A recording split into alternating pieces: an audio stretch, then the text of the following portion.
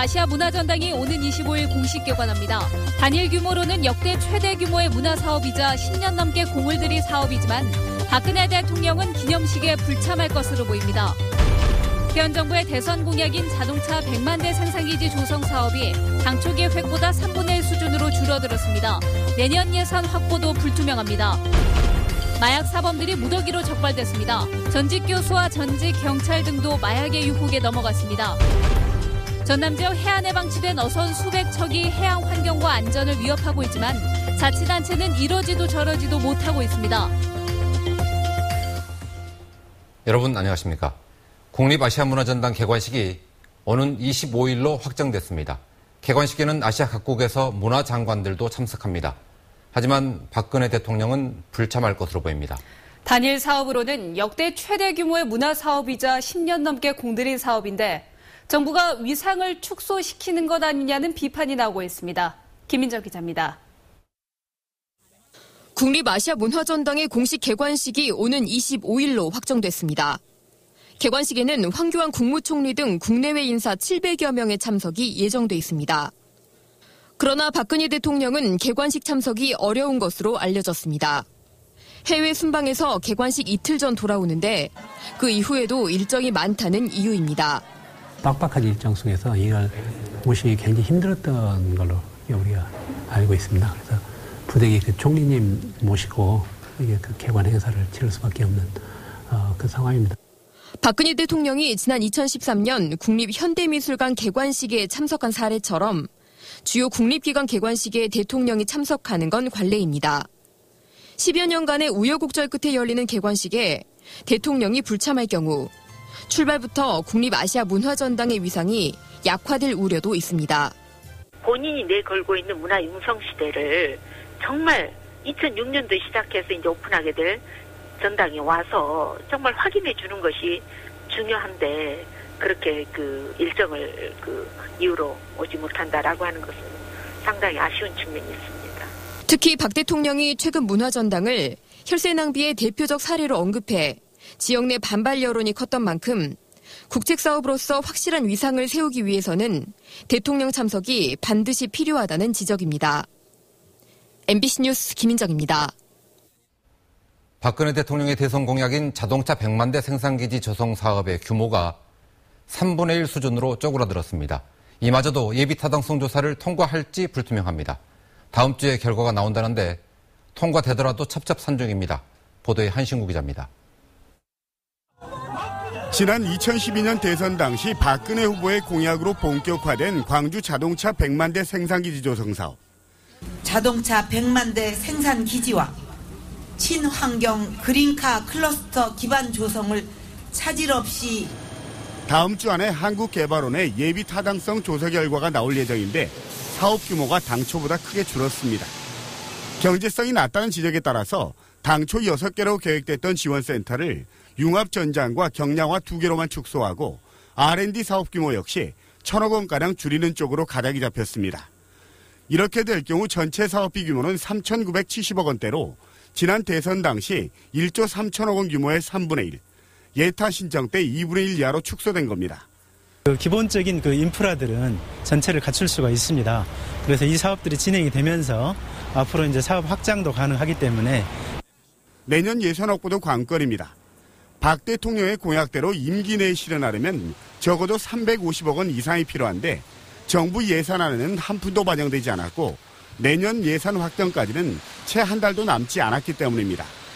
광주시와 새누리당 광주시당은 정책 간담회를 갖고 광주의 새로운 성장 동력과 미래 먹거리를 위해 한마음으로 나서기로 했습니다. 국회와 또 중앙에 우리가 할 수 있는 노력은 최선을 다해서. 현 정부 출범 이후 2년 8개월 동안 답보 상태에 머물러 있던 자동차 100만 대 생산기지 사업. 남은 기간 얼마나 예산을 확보할 수 있느냐가 광주시의 역량은 물론 정부의 추진 의지를 판단하는 가늠자가 될 것으로 보입니다. MBC 뉴스 한신구입니다. 자진 사퇴 압박을 받아온 허성관 광주전남 연구원장이 사퇴를 결심한 것으로 알려졌습니다. 허 원장은 내일 광주전남 연구원의 선임 연구원들에게 사퇴 의사를 밝히고 모레 열리는 이사회에 사퇴서를 제출할 것으로 알려졌습니다. 연구원 이사회는 허 원장의 임명 동의 절차가 정당한지 논의하기 위해서 모레 이사회를 열 예정이었습니다. 5.18 유공자 보상금을 놓고 나라가 빨갱이 보상으로 망하기 일보 직전이라고 했던 경기도 고양시 의원이 뒤늦게 광주를 찾아와서 사과했습니다. 그나마 사과라도 했으니 다행이라고 여겨야 할는지요. 이기상 기자입니다. 5.18 정신을 받들어 민주화 발전에 기여하겠습니다. 김홍두 경기 고양시 의원이 5월 영령들 앞에서 깊숙이 고개를 숙이고 방명록에 이 같은 글귀를 남겼습니다. 5.18을 폄훼하는 발언을 해 5월 단체의 반발을 샀던 김홍두 의원은 5.18 묘역을 참배한 뒤 5월 정신을 훼손하는 극단적인 표현을 전달해 유가족과 광주 시민들에게 상처를 드렸다며 머리 숙여 사과한다고 밝혔습니다. 항쟁 정신의 훼손을 차마 본인이 다시 언급할 수 없는 극단적인 표현이 전달됐으며 이전 깊이 살피지 못한 본인의 잘못임을 인정하고 깊이 반성하며 이에 앞서 김 의원은 5월 단체 대표들을 직접 만나서 보훈 체계가 균형을 잃고 있다는 점을 지적하고 국가유공자 처우 개선이 필요하다고 강조하다가 잘못을 저질렀다며 용서를 구했습니다. 5월 단체 회원들은 대승적인 차원에서 사과를 받아들이는 대신 같은 실수가 반복돼서는 안 된다고 역설했습니다. 대한민국의 역사라든가 이런 부분에 대해서는 정말로 철저하게 검증된 속에서 좀 발언을 하신 것이 5.18이 국가기념일로 지정되고 희생자가 국가유공자로 예우를 받고 있지만 일부 보수 농객들은 여전히 진정 어린 사과를 외면하고 있습니다. MBC 뉴스 이계상입니다. 광주 전남에서 마약 사범이 무더기로 적발됐습니다. 전직 교수와 전직 경찰, 주부 등도 끼어 있었습니다. 송정근 기자입니다. 광주의 한 유흥업소에서 언더그라운드 가수로 활동 중이었던 47살 박모 씨가 지난 7월 마약 투약 혐의로 검찰에 구속 기소됐습니다. 박 씨와 함께 필로폰 등 마약을 투약한 가정주부 2명도 검찰에 적발됐습니다. 대마초를 피운 혐의로 지난 9월 기소된 광주의 영어학원 강사 23살 오모 씨는 자신의 신분을 감추기 위해 온라인 가상화폐 비트코인을 사용해 대마초를 구입하는 치밀함을 보였습니다. 광주지검은 지난 7월부터 넉 달 동안 집중 단속을 벌여 전직 교수와 전직 경찰 등 마약사범 35명을 적발하고 이 가운데 16명을 구속했습니다. 구속된 피의자 중 70%는 광주 전남에 거주하고 있었습니다.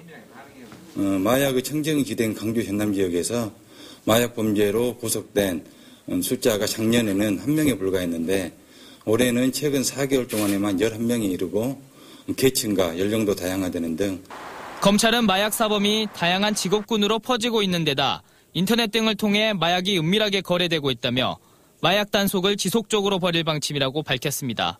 MBC 뉴스 송정근입니다. 전남 해안에 어선 수백 척이 방치돼 있습니다.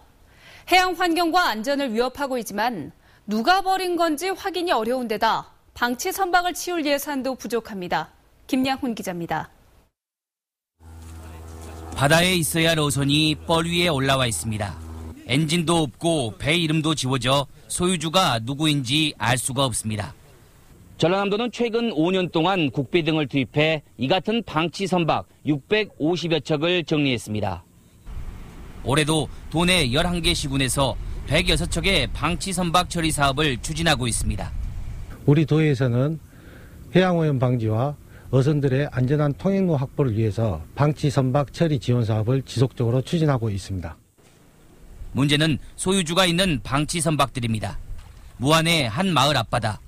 물이 빠지자 45m 길이의 바지선 윗부분이 모습을 드러냈습니다. 어선이 운항하는 항로에 있어 크고 작은 사고 위험에 노출돼 있습니다. 1년 전 침몰했는데 지금까지 방치되고 있습니다. 인양 계획서를 일단 제출해 주라고 했거든요. 인양 계획서가 제출이 된 후에 저희가 다시 한번 선박 제거 명령 통지서를 한번 더 보낼 예정입니다. 무안군은 이달 중순까지 치우지 않을 경우 행정 대집행에 나설 예정이지만 인양에 필요한 수억 원의 예산이 걸림돌입니다. 사실상 사용하지 않고 방치되고 있는 어선은 전남에만 수백여 척. 하지만 소유주가 있다 보니 임의로 정리할 수도 없어 지자체들의 고민이 커지고 있습니다. MBC 뉴스 김양훈입니다. 해양 생물의 삶이 깃든 터전인 바다숲이 지구온난화 등의 영향으로 빠르게 황폐해지고 있습니다.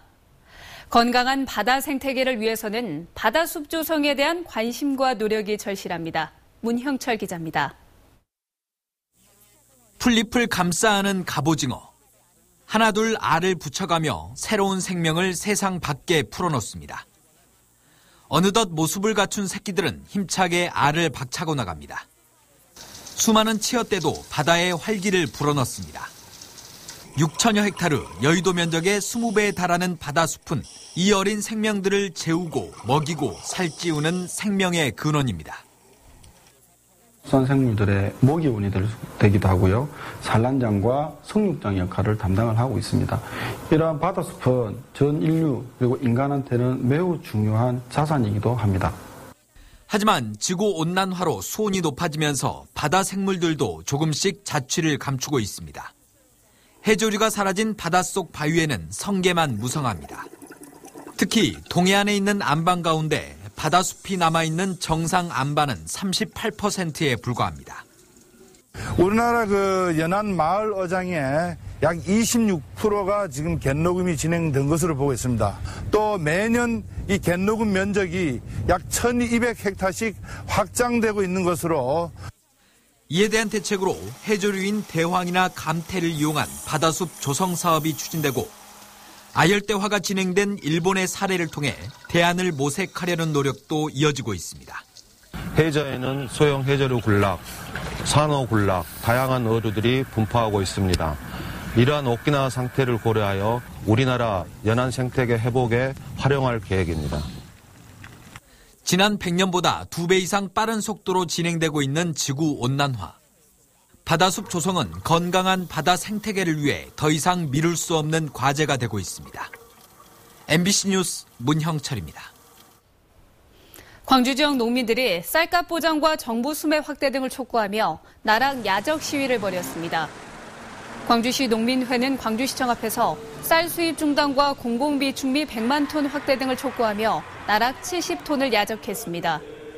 농민들은 정부의 잘못된 쌀 개방 정책 등으로 고통이 가중되고 있다며 쌀값 폭락의 주범인 저가 수입쌀을 격리하고 정부 수매 물량을 100만 톤으로 확대해야 한다고 주장했습니다. 광주시의회가 음식물 자원화와 하수 슬러지 처리 시설 악취 문제의 조속한 해결을 촉구했습니다.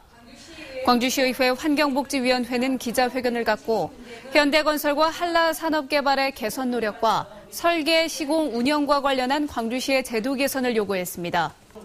위원회는 또 악취 문제가 조속히 개선되지 않으면 법적 분쟁을 해서라도 대책을 마련해야 한다고 덧붙였습니다. 광주시청 야외 스케이트장이 지난주보다 2주 정도 앞당겨 다음 달 11일 개장합니다. 광주시 체육회는 6살 미만 어린이도 함께 즐길 수 있도록 이번 야외 스케이트장에는 썰매장을 추가해 설치하고 있다고 밝혔습니다. 야외 스케이트장은 내년 2월 2일까지 54일 동안 운영되며 이용요금은 스케이트, 썰매, 헬멧 대여료를 모두 포함해 한 회당 1,000원입니다.